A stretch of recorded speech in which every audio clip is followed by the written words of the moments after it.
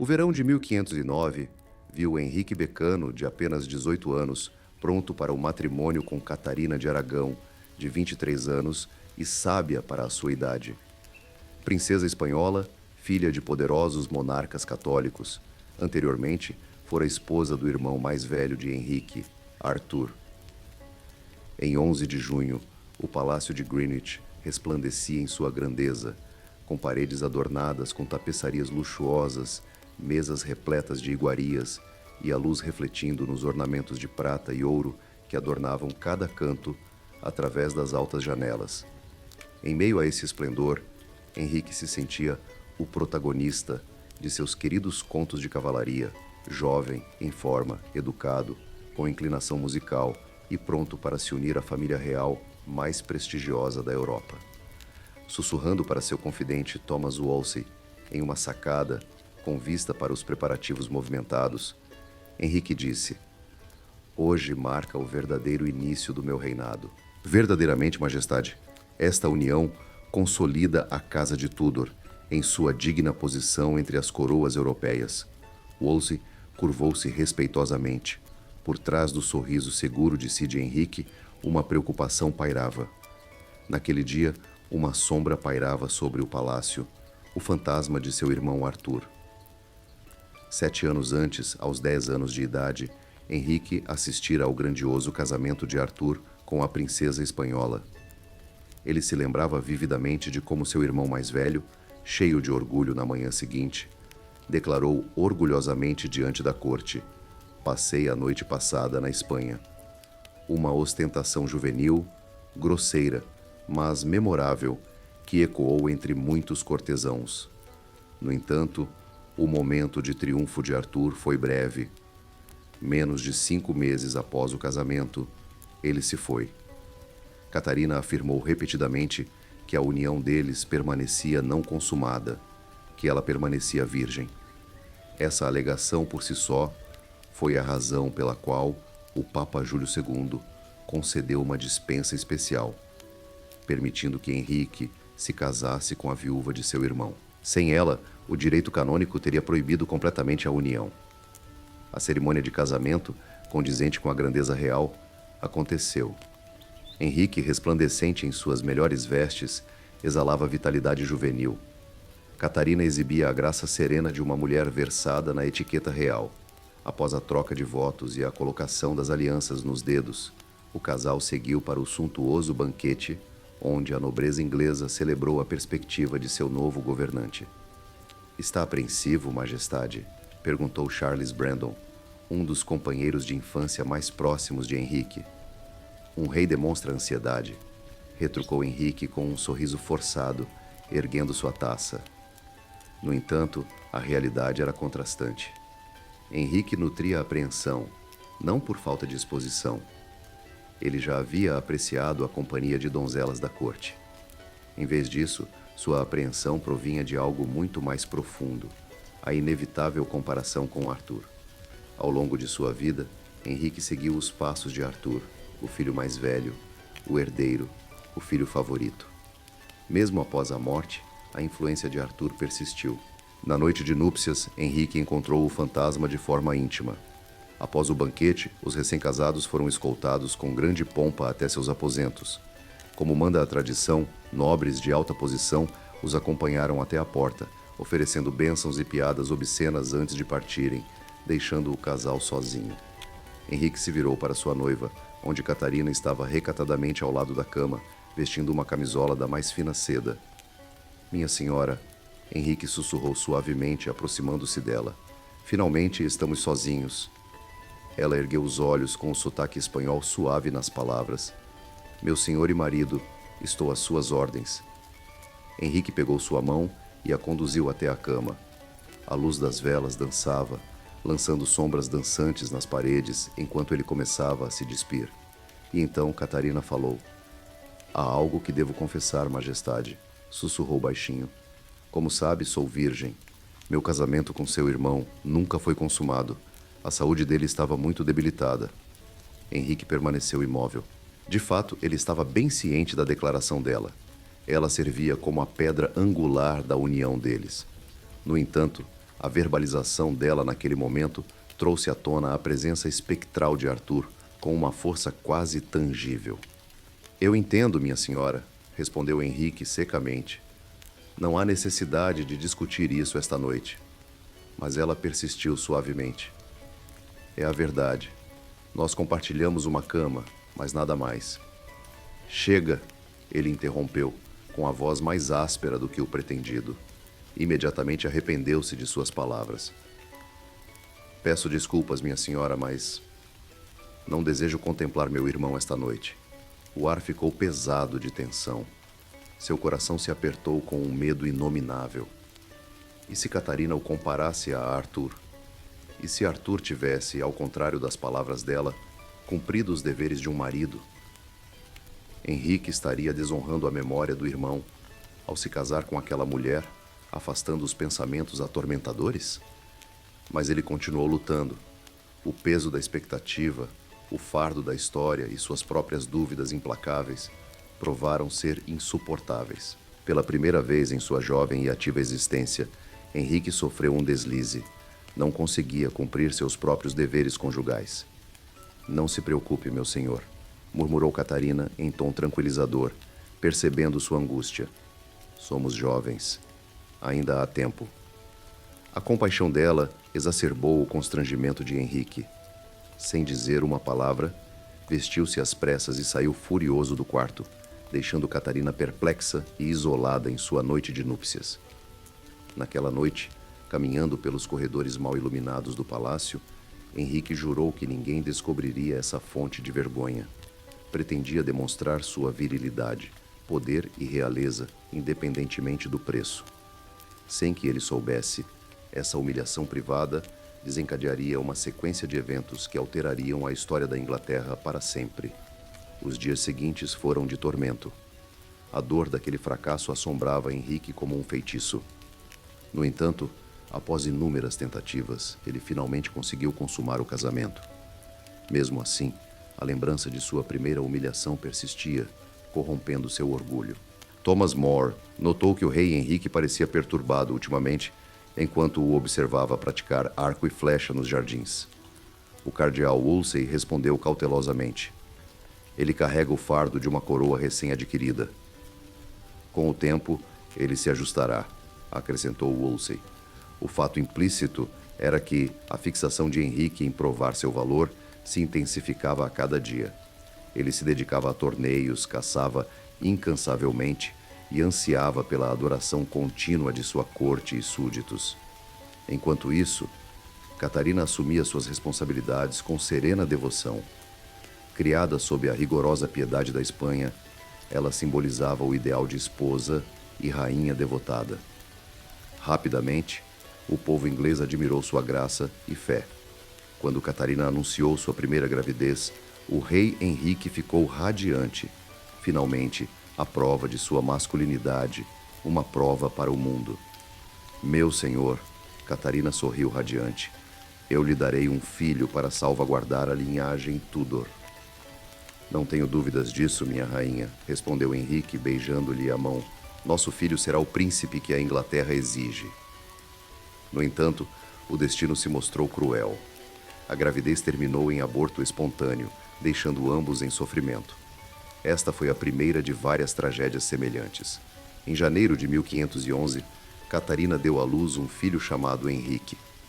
A corte se alegrou, com celebrações por todo o país e um grande torneio realizado para o herdeiro. Deus favoreceu nossa união, minha senhora, proclamou Henrique triunfantemente. Este é apenas o primeiro de muitos filhos.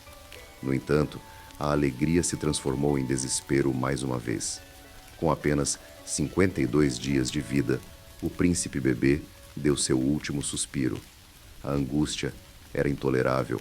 Catarina encontrou consolo na oração. Henrique mergulhou em esportes, banquetes e assuntos de Estado. No entanto, nenhum dos dois conseguiu escapar do medo iminente. Sua união parecia manchada.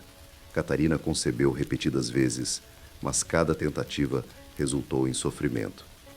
Apenas uma criança sobreviveu, uma menina, Maria, nascida em 1516. Uma princesa próspera é um bom sinal, assegurou Wolsey ao rei. A rainha ainda é jovem. À medida que os anos passavam sem filhos, os pensamentos de Henrique se obscureciam. Ele se lembrou da advertência de Levítico. Se um homem tomar a esposa de seu irmão, será impuro. Eles não terão filhos. Em 1525, ele compartilhou esse pensamento com Wolsey, pesaroso. Talvez as escrituras estejam certas, disse ele. 20 anos de casamento e apenas uma filha sobrevivente. Será esta a bênção prometida pelo Papa? Àquela altura, Catarina tinha 40 anos e suas chances de ter outro filho eram praticamente nulas. O desejo de Henrique por um filho e herdeiro tornou-se quase insuportável. Seus olhos se desviaram para outras mulheres da corte. Um relacionamento com Maria Bolena, uma dama da corte, durou mais do que a maioria. No entanto, em 1526, durante um grande baile em York Place, a atenção de Henrique se voltou para a irmã mais nova de Maria. Ela não era a beleza típica que ele costumava admirar.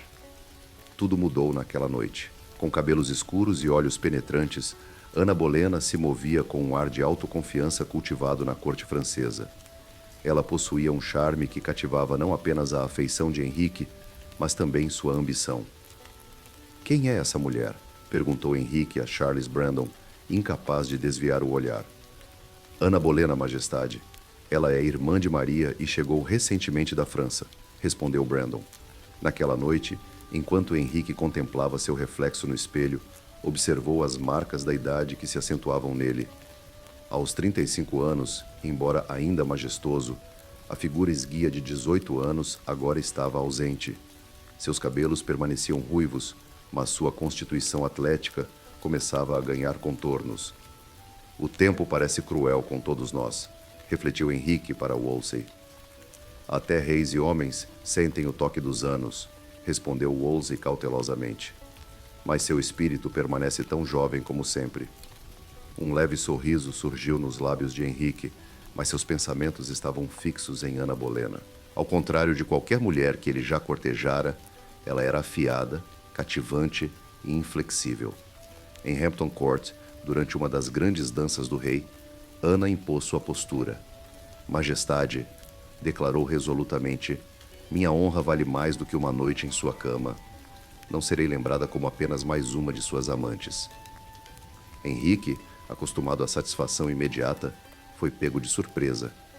A cada rejeição, seu anseio se intensificava.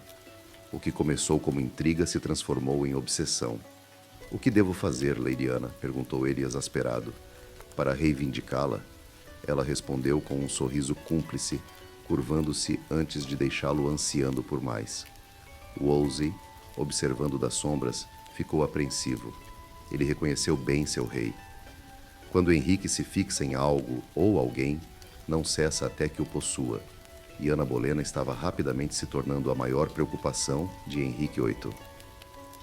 Os meses se arrastaram. Ana rejeitou seus avanços, mas recebeu seus presentes, suas cartas e seu afeto. A corte assistiu com espanto enquanto o rei Henrique VIII da Inglaterra tratava uma dama de companhia como uma rainha. Catarina de Aragão, digna, porém magoada, suportou a humilhação em silêncio. Rezou, buscou conforto em sua filha Maria e lembrou a si mesma que Deus julgaria Henrique com justiça a seu tempo. "Senhor deve permanecer forte", aconselhou seu confessor. "Minha própria dor não é minha principal preocupação", respondeu Catarina suavemente. "O que me aflige é o estado de espírito do meu marido e o futuro da Inglaterra." Em 1527, a paixão de Henrique por Ana Bolena intensificou-se a ponto de romper-se. Ele compreendeu que ela não cederia a menos que ele a propusesse em casamento, e por isso Catarina teve que ser descartada. Este casamento era inválido, afirmou Henrique em particular a Wolsey.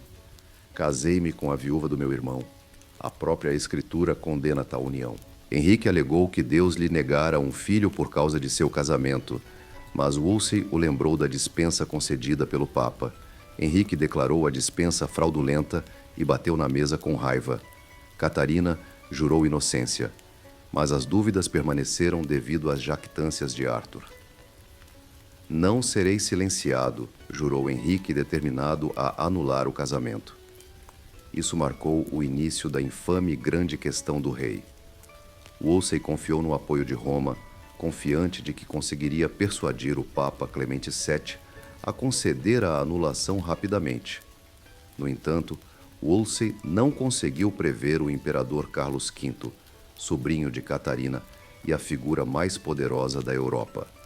Carlos se opôs veementemente à desgraça de sua tia. Com o Papa essencialmente mantido em cativeiro por Carlos, todos os pedidos ingleses foram negados. O Papa não agirá enquanto estiver sob a influência do imperador, relatou o emissário de Wolsey sombriamente, após mais uma missão mal sucedida a Roma. A irritação de Henrique aumentava a cada dia, mas sua afeição por Ana se intensificava. Astutamente, ela adaptou seu papel para além de ser apenas uma mulher admirada.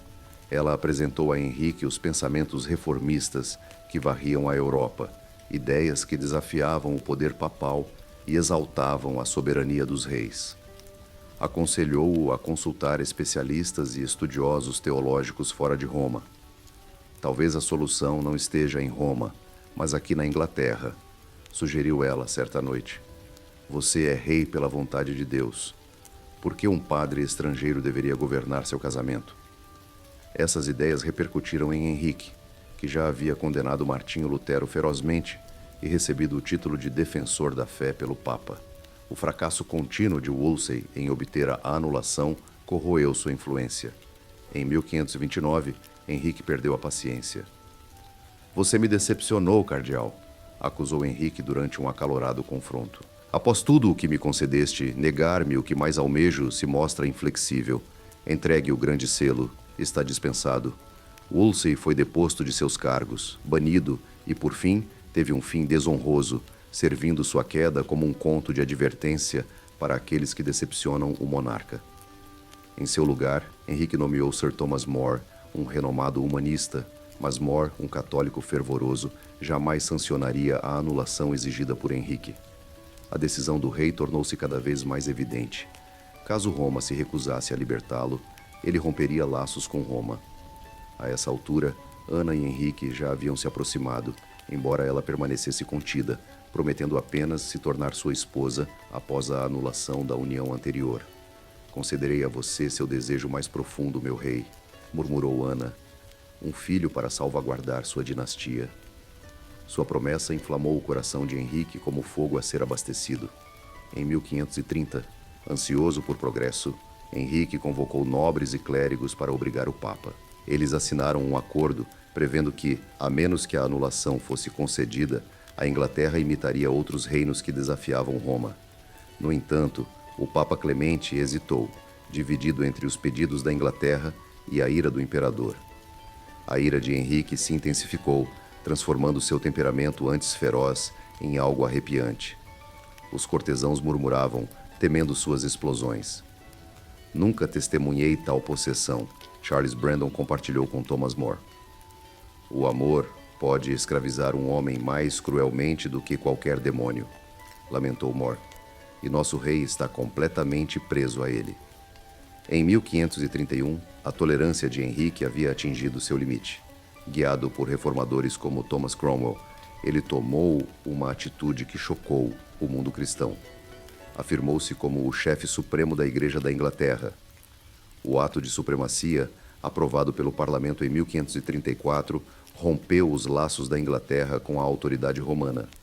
Todos os adultos dentro do reino eram obrigados a jurar lealdade a Henrique como líder da Igreja e reconhecer seu casamento com Ana. Rebelião significava morte. Thomas More recusou-se a prestar juramento, afirmando: "Não posso servi-lo nisso, senhor", atribuindo sua recusa à devoção à sua consciência que, segundo ele, só responde a Deus. Henrique perguntou cético: "Sua consciência é mais poderosa que o seu rei?" Ao que More respondeu: "Minha consciência serve a Deus, assim como a sua deve servir." Após receber sua renúncia, Henrique não perdoou o desafio e, mais tarde, prendeu, julgou e condenou Thomas More à morte em 1535. Suas últimas palavras, ecoadas em Tower Hill, foram: Morro como um servo leal do rei, mas primeiro como um servo de Deus.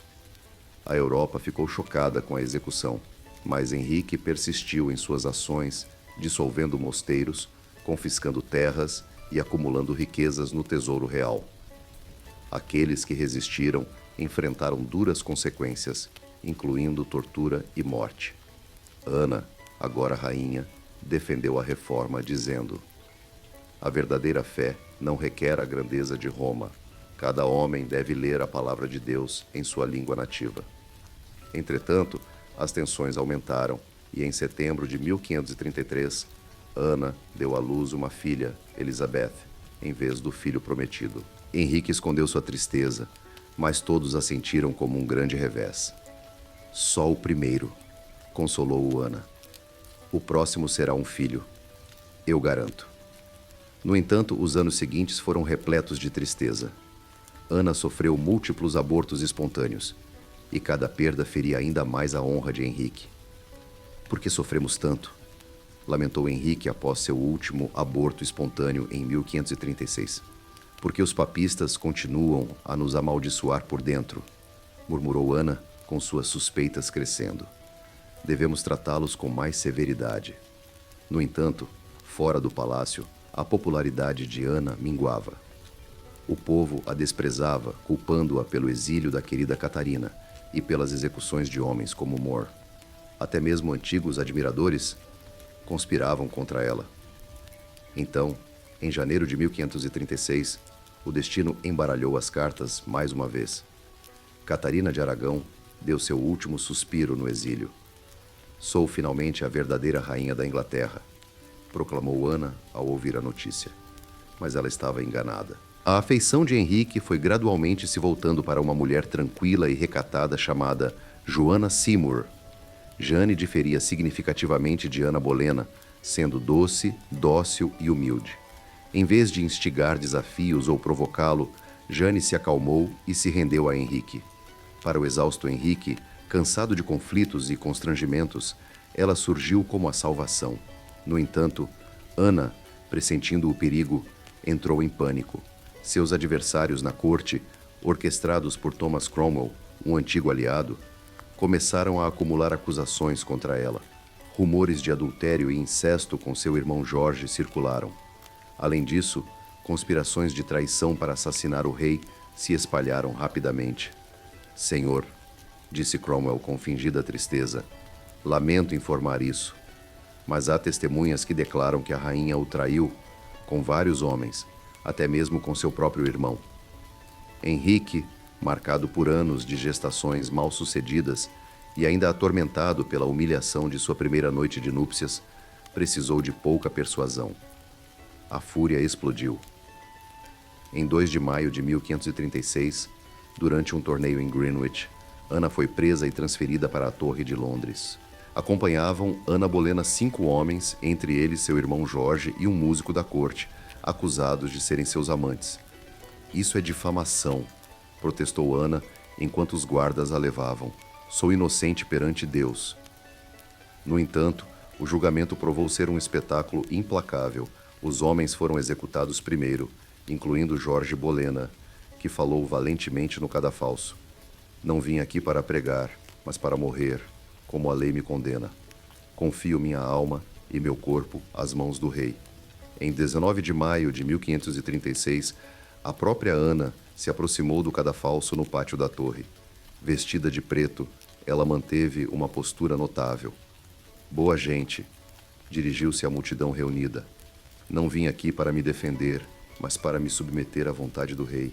Que Deus o abençoe, pois ele nunca foi um príncipe mais nobre. Então, ela se ajoelhou.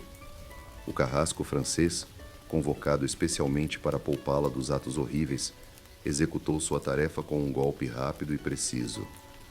No dia seguinte, Henrique ficou noivo de Jane Seymour, e 10 dias depois eles se casaram. O embaixador espanhol escreveu ao imperador Carlos V: a morte de Ana Bolena sinaliza o fim de uma era. O rei Henrique demonstrou seu poder incontestável. Ninguém estava imune, nem mesmo a mulher que um dia o cativou profundamente.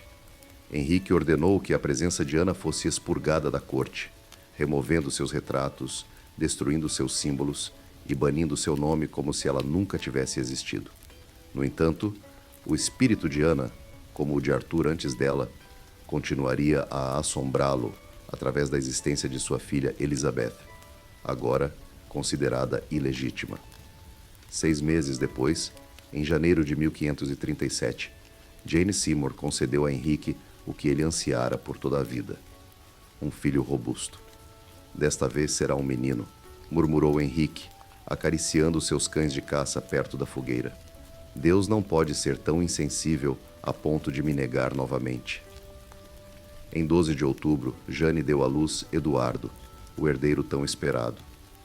Henrique chorou de felicidade, causando júbilo em todo o reino.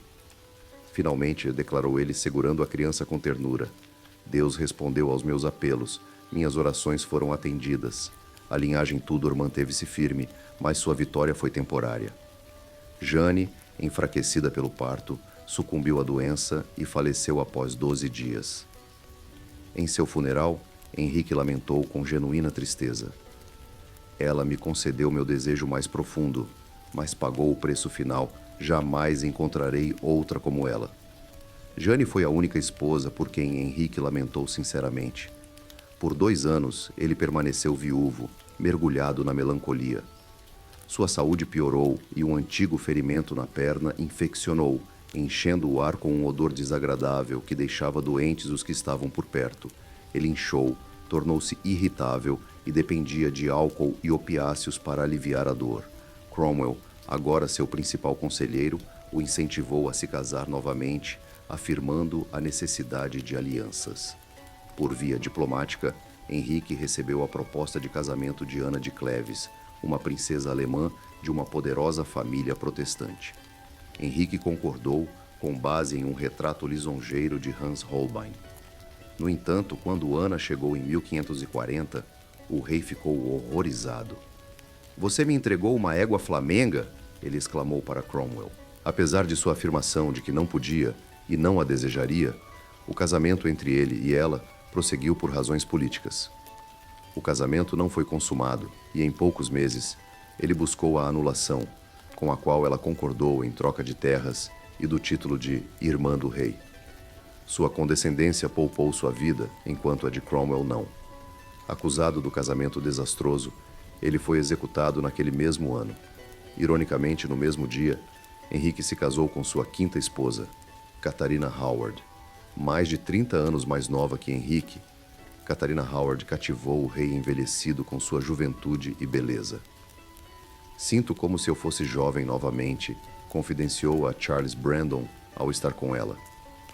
"Quando estou com ela, os anos e a dor desaparecem." No entanto, Catarina havia ocultado casos amorosos do passado. Antes do casamento, teve amantes e, após ascender ao trono, retomou seu relacionamento com o cortesão Thomas Culpeper. Quando as provas surgiram, a ira de Henrique escalou além do controle. "Traga-me uma espada", ele rugiu com raiva. Catarina foi presa, condenada e, em 13 de fevereiro de 1542, executada na torre. Apesar da juventude e do terror, passou a noite anterior praticando como colocar a cabeça no cadafalso. "Não me desonrarei no cadafalso", disse ela com sinceridade, de cortar o coração aos seus guardas. Seus amantes sofreram mortes horríveis, enforcados, estripados e esquartejados. Henrique, devastado pela traição, mergulhou ainda mais na paranoia e na ira. Seu corpo, inchado pelo excesso de peso, era afligido por dores persistentes. Os cortesãos murmuravam sobre o fedor repugnante que emanava de sua úlcera na perna. Mesmo assim, ele se casou novamente. Sua 6ª e última esposa, Catarina Parr, era inteligente, gentil e astuta. Ao contrário de suas predecessoras, ela não buscava poder nem paixão, mas sim a sobrevivência. "Estou aqui para cuidar de você, senhor, não para governar", disse-lhe suavemente. Ela provou ser uma enfermeira dedicada, uma companheira astuta e uma madrasta amorosa para seus filhos. Henrique reconciliou-se com as filhas Maria e Isabel, graças à sua intervenção, reintegrando-as na linha de sucessão. Suspeitas surgiram devido à sua simpatia pela reforma protestante, o que levou a um mandado de prisão. No entanto, Catarina evitou o desastre, acalmando a raiva de Henrique com humildade. Acredita que sou tão tola a ponto de ensinar o homem mais culto da cristandade? Perguntou ela gentilmente. Eu apenas busquei conhecimento com você. Sua diplomacia salvou-lhe a vida. Em seus últimos anos, Henrique era uma mera sombra do príncipe dinâmico que outrora cativara a Europa. Pesando cerca de 180 quilos e mal se movendo sem dispositivos mecânicos, ele suportava dores constantes. Apesar disso, sua mente permaneceu aguçada e seu governo tão implacável como sempre. Em 28 de janeiro de 1547, no Palácio de Whitehall, Henrique VIII faleceu aos 55 anos. Seu volumoso cadáver foi enterrado ao lado de Jane Seymour, a esposa que ele mais estimava. Eduardo VI, aos 9 anos, ascendeu ao trono sob a regência de seu tio. O reinado de Eduardo foi breve e conturbado, mas impulsionou a Inglaterra ainda mais para transformações protestantes. Depois dele, reinou Maria, filha de Catarina de Aragão, que se esforçou para restabelecer o catolicismo, ganhando o apelido de Maria Sangrenta, seguida por Isabel, filha de Ana Bolena, que reivindicou o trono. Seu reinado de 44 anos trouxe paz, riqueza e florescimento cultural, conhecido como a Era Elisabetana. A ironia era amarga. Henrique buscou um herdeiro, homem executando esposas e amigos, separando-se de Roma, tudo isso enquanto destruía seu reino, mas foi sua filha Isabel, não seu filho, que protegeu a dinastia Tudor e inaugurou a Era de Ouro da Inglaterra. A humilhação daquela fatídica noite de núpcias, quando Henrique não pôde consumar seu casamento com Catarina, o colocou em um caminho de insegurança, fixação e carnificina. Ele almejava remodelar seu reino e a própria fé. No entanto, não foi um filho que o validou. Foi a descendência da mulher que ele havia arruinado. Um cronista escreveu que Henrique VIII sofreu mais tormento e teve um destino mais difícil do que o monarca decapitador Henrique VIII. No entanto, ele foi finalmente desfeito pela presença espectral de uma lembrança da noite de núpcias que o acompanhou até a morte.